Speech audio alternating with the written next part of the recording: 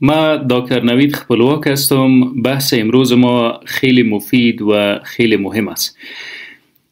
همه میدانیم که اکسیژن مومد حیات است و بدون اکسیژن زندگی ممکن نیست.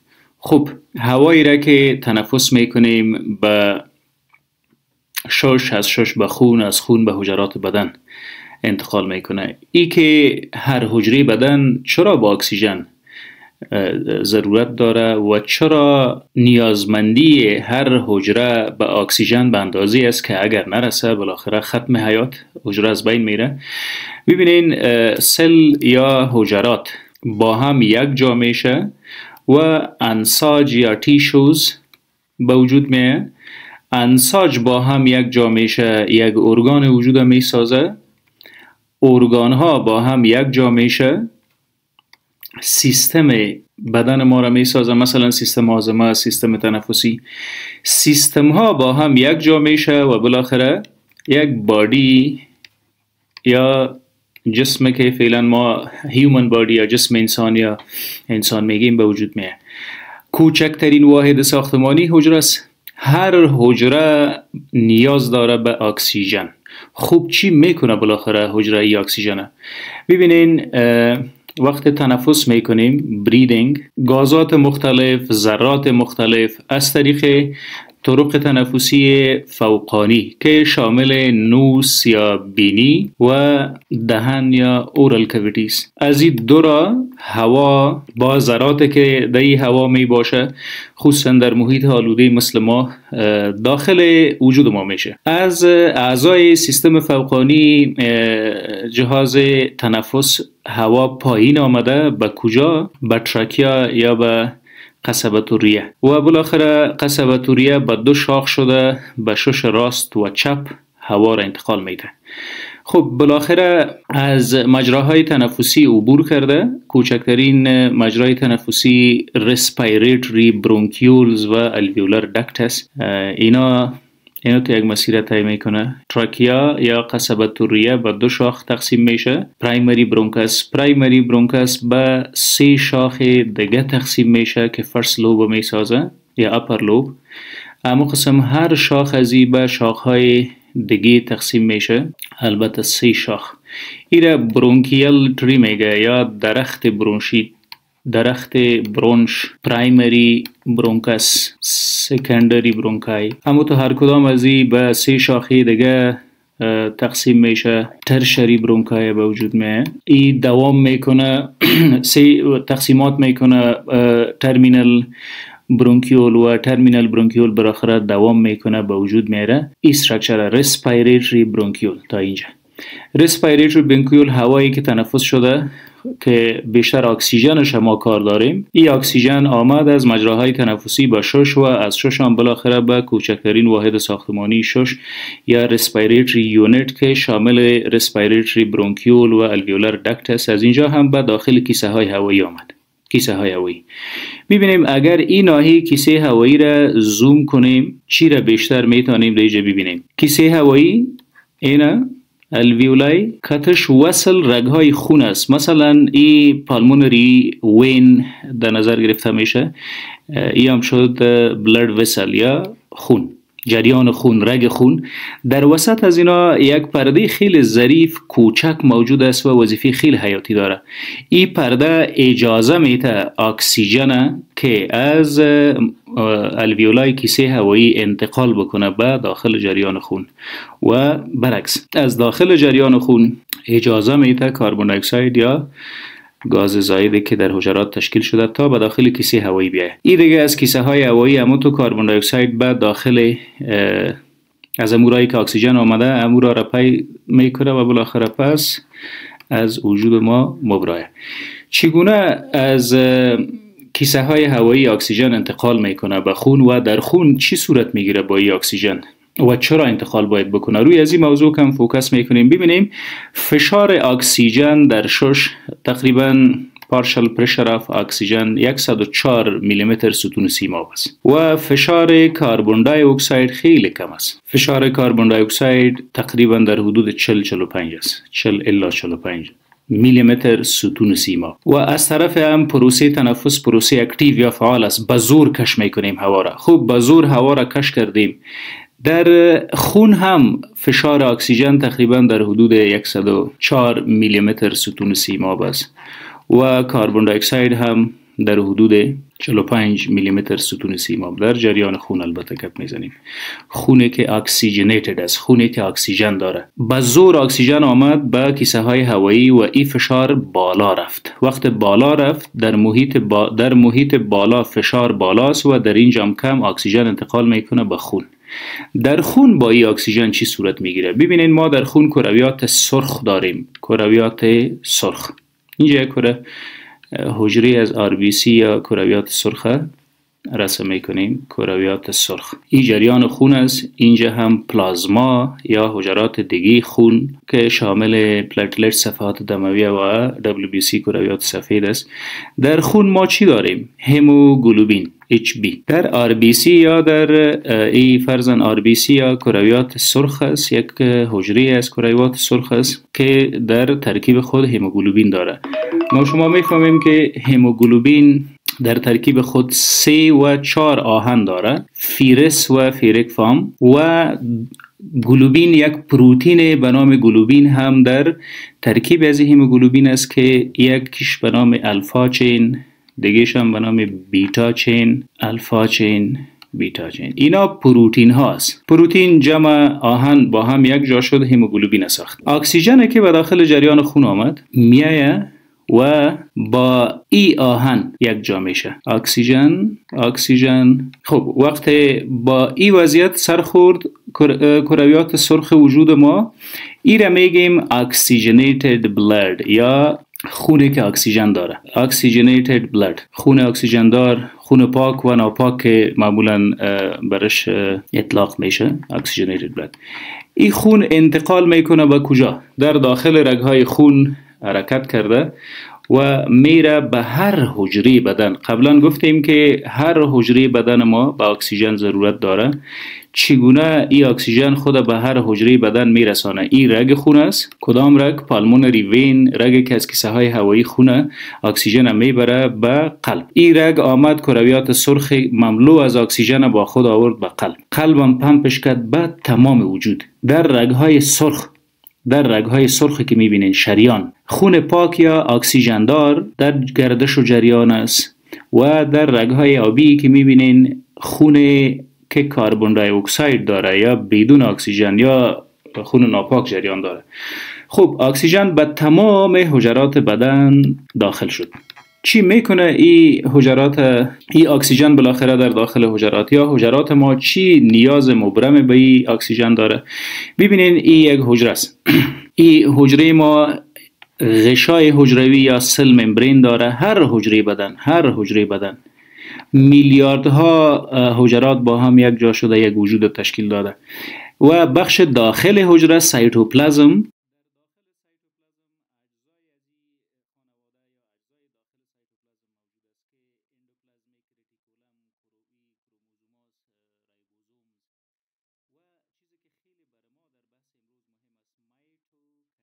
این اکسیژن بالاخره از حجرات از قلب پمپ شد به تمام وجود. در تمام وجود هم نیازمندی در هر حجره موجود است. آمد به داخل حجرات. میبینین تنها اکسیژن نیست که توسط از خون میای به داخل حجرات. فکر کنین خون یک موتر است و انتقال میته مسافران خود به هر طرف که میخواه. مسافر اینجا کی است؟ اکسیژن، مواد غذایی. موتر یا انتقال دهنده ما چی است؟ خون. اوکی، آمد اکسیژن، مواد غذایی که مثلا از جهاز هاضمه غذا خوردیم آمد به داخل جهاز هاضمه هضم شد و مواد غذایی یا نیوترینز جذب جریان خون شد. این نیوترینز یا مواد غذایی در خون گردش میکنه و در هر جایی که بدن برش ضرورت داشته اونجا میرسانه، ترانسپورتش میکنه. به داخل حجرات گلوکوز آمد. مثلا مواد قندی را خوردیم، کوچکترین واحدش گلوکوز است، در داخل جریان خون شد و از داخل جریان خون گلوکوز خود رسان به کجا؟ اکسیژن هم آمد به داخل حجره، گلوکوز هم آمد به داخل حجره. با گلوکوز چی صورت میگیرد؟ در سایتوپلازم در اینجا یک پروسه به نام گلایکالیسیس صورت میگیرد. گلایکالیسیس توته کردن و پارچه پارچه کردن گلوکوز به اجزای تشکیلیش، مثلا چی با هم یک جا شده و گلوکوز می سازه. در این پروسه گلایکالیسیس از گلوکوز ما دو مولکول پایروویت ساخته میشه، دو تا پایروویت و در این پروسه که گلوکوز تبدیل میشه به پایروویت دو مولکول انرژی یا ATP تولید میشه، جمع کربن دی اکساید یا گاز زائد. اوکی، چگونه صورت میگیره اکسیژن؟ اینجاست نیازمندی اکسیژن. اگر بدن بخواه انرژی خود تولید کنه و توسط از این انرژی زندگی خود بکنه، پس اکسیژن باید بیایه گلوکوز تبدیل کنه به پایروویت و این پروسه را میگیم اکسیدیشن، احتراق. مسلمان اگر یک جایی را بخواهیم، یک چیزی را بخواهیم در بتیم، آتش بزنیم، هوا باید موجود باشه. اگر هوا نباشه احتراق اکسیدیشن صورت نمیگیره. یکی از حیاتی ترین ضرورت بر اکسیژن در داخل حجره اینجاست. خب چگونه؟ ببینین اکسیژن آمد، این اکسیژن با آب در داخل از این حجرات یک جا بشه و انفلاق میکنه، تولید میسازه چی را؟ کربن دی اکساید، مواد زائد، انرژی که عبارت از امی ATP است و مولکول آب خود دوباره آزاد میکنه. در داخل سایتوپلازم تولید شد مواد زائد، کربن دی اکساید. روی از این گپ میزنیم که این دیگه چگونه این مواد زائد و مواد فاضله چگونه از حجره مبراه. در داخل سایتوپلازم در اینجا گلوکوز تبدیل به پایروویت شد، به چند تا؟ به دو تا پایروویت و در نتیجه دو مولکول انرژی هم آزاد شد. یعنی به دست ما آمد انرژی که بدن میتونه ازش استفاده کنه برای امرار حیات. دوام میکنه این مواد از سایتوپلازم، دو تا پایروویت میایه به داخل ارگان دیگه که به نام میتوکندریا یاد میشه. اینجا یک حجره چندین میتوکندریا داره و این در حقیقت امو بیتری چارجی یک حجره است. یعنی انرژی در اینجا تولید میشه، سایت آف انرژی پرودکشن، بیشترین انرژی. اوکی، در میتوکندریا ما شما داخل اینجا میبینیم که ساختمان میتوکندریا را اگر مطالعه بکنیم، شما در این دیاگرام میتونید ببینیم یک ساختمان ظریف به خود داره. این ساحش تشکیل از الکترون ترانسپورت چین است. بحث مهم ما هم در همین نقطه میتوکندریا است که در اینجا بالاخره پروسه تولید انرژی بیشتر از هر جای دیگه صورت میگیره. خب وقت گلوکوز آمد به داخل جریان خون، از داخل جریان خون گلوکوز به کجا رفت؟ به حجرات. از حجرات به داخل حجره وقتی میشه در سایتوپلازم، در موجودیت اکسیژن احتراق صورت میگیره و تبدیل میشه به پایروویت. این پایروویت در داخل میتوکندریا میره. میتوکندریا این ساختمانایی که مثل بریدگی وارث اینا را ما به نام کرستی یاد میکنیم. کرستی موضوع بیولوژی است. کرستی و داخل از هم ماتریکس و ایم پرده یا پرده داخلی اینر ممبرین و ایش هم پرده بیرونی اوتر ممبرین است. خب وقت اکسیژن پایروویت به داخل میتوکندریا میرسه، در موجودیت اکسیژن تبدیل میشه به سیتریک اسید و اینجا هم دو مولکول انرژی تولید میشه. خب سیتریک اسید، دو مولکول انرژی چگونه؟ امو موضوع اکسیژن میایه، اکسیدیشن یا احتراق صورت میگیره، کربن دی اکساید گاز زائد آزاد میشه، دو مولکول انرژی هم آزاد میشه، ساخته میشه و در داخل هم میمانه یک مولکول آب. وقتی سیتریک اسید ساخته شد، این سیتریک اسید هم در داخل، البته در داخل کرستی هنوز نشده، اینجا سایتوکروم موجود است. سایتوکروم ها موجود است. سایتوکروم A و سایتوکروم B و سایتوکروم نامهای مختلف به خود داره. اینا غشایی است در داخل مایتوکندریا که سیتریک اسید میبره و احتراق برمیته توسط پروسه اکسیدیشن. هر جایی که احتراق یا اکسیدیشن صورت بگیره در اونجا موجودیت اکسیژن حتمی است. وقت اکسیژن بود پروسه اکسیدیشن یا احتراق صورت میگیره. در اینجا وقت در سایتوکروم سیتریک اسید احتراق میکنه، اتومات تولید میشه کربن دی اکساید، مواد زائد، آب و CO2 مولکول انرژی. CO2 مولکول انرژی یا ATP ادینوسین ترایفاسفید. اینجا اگر توجه بکنیم زمانی که تشکیلات انرژی شروع شد، 2 مولکول در سایتوپلازم در داخل حجره تولید شد، 2 مولکول در داخل مایتوکندریا تولید شد. زمانی که پیرویت ها تبدیل می شد به سیتریک اسید، ببینید در یک سیتریک اسید اگر 2 ATP تولید شد، از 2 پیرویت 2 سیتریک اسید تولید میشه، پس 2 بار ATP تولید میشه، 2 4 مولکول. درست؟ اینجا 4 مولکول ATP یا انرژی تولید شد و زمانی که پیرویت به داخل کریستی آمد از سایتوکروم گذشت، در اینجا دیگه مطلق انفجار میکنه و تبدیل میشه به انرژی. چقدر انرژی؟ CO2 مولکول. CO2 جمع 4 38 مولکول. از یک گلوکوز 38 مولکول انرژی تولید میشه در موجودیت اکسیژن. اگر اکسیژن نباشه هیچ انرژی در کار نیست و تمام حجرات به نابودی میره. اوکی، حالا فهمیدیم که اکسیژن به کجاها میایه و چی ضرورت برش داریم. کوچکترین ماده حیات که در نبودش هر حجره از بین میره اکسیژن است، هواست. وقتی احتراق صورت گرفت دیگه اکسیژن از بین رفت، مواد زائد به نام کربن دی اکساید تولید شد. اوکی، این کربن دی اکساید حالا کجا بره و کدام راه را در پیش بگیره؟ کربن دی اکساید از داخل حجره باید بیایه به داخل خون. این هم یک رگ خون است، حجرات اندوتلیوم مویرگ های خون.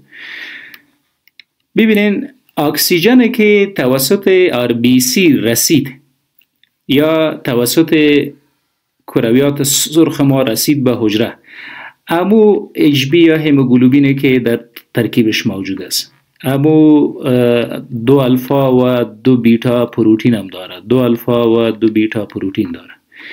اما در اینجا اکسیژن خود از دست داده، به اکسیژن حجره از پیشش گرفت مصرف کرد، افینیتی یا میلان خیلی زیاد به کربن دی اکساید داره، چون اینجا امو ترانسپورترهای اکسیژن خالی است. تقریبا 20% کربن دی اکساید تولید شده مستقیم میایه و وصل میشه به ای پروتین ها و ای را میگیم کاربوکسی هموگلوبین. کاربوکسی هموگلوبین. کربن دی اکساید یا گاز زائد تشکیل شد، آمد به امو RBC یا حجرات سرخ وصل شد که اکسیژن آورده بود. خب چرا؟ چون در داخل حجره فشار کربن دی اکساید خیلی زیاد است، تقریبا 140 میلیمتر ستون سیماب است و در داخل خون فشار کربن دی اکساید خیلی کم است، تقریبا در حدود 40 میلیمتر ستون سیماب است. در بالا فشار زیاد، در پایین فشار کم، پس اکسیژن انتقال میکنه از حجره به داخل محیط فشار کم فرار میکنه. وقت داخل جریان خون شد وصل میشه 20% با پروتین الفا یا پروتین بیتا و این حالت هم میگیم کاربوکس هموگلوبین.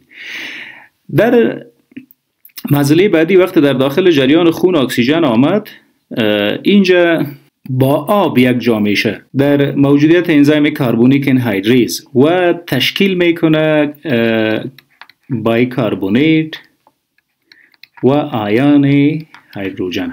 درست؟ خب این بایکاربونیت به داخل حجره سرخ هم میره یا کرویات سرخ و در اینجا وصل میشه با ای پروتین ها و در مقابل آیون کلوراید بیرون مبرای از حجره انتقال میکنه. تقریبا 70% کربن دی اکساید توسط این ذریعه آمد، بیشترینش با آب تعامل کرده و یک وضعیت قابل انتقال به خود میگیره. اینا هم وصل میشه با پروتین های گلوبین، الفا گلوبین یا بیتا گلوبین، و در حدود 2 الی 10 درصدش دیزالو در پلازماست بدون کرویات سرخ در داخل، با حجرات دیگه سرخ و با حجرات سفید و صفحات دمویه یک جا شده انتقال میکنه به کجا؟ پس میایه به کیسه های هوایی، به الویولای. اینجا مو پرده نازک رسپیریتری ممبرین موجود است، رسپیریتری ممبرین، و از رسپیریتری ممبرین هم میایه به داخل کیسه های هوایی.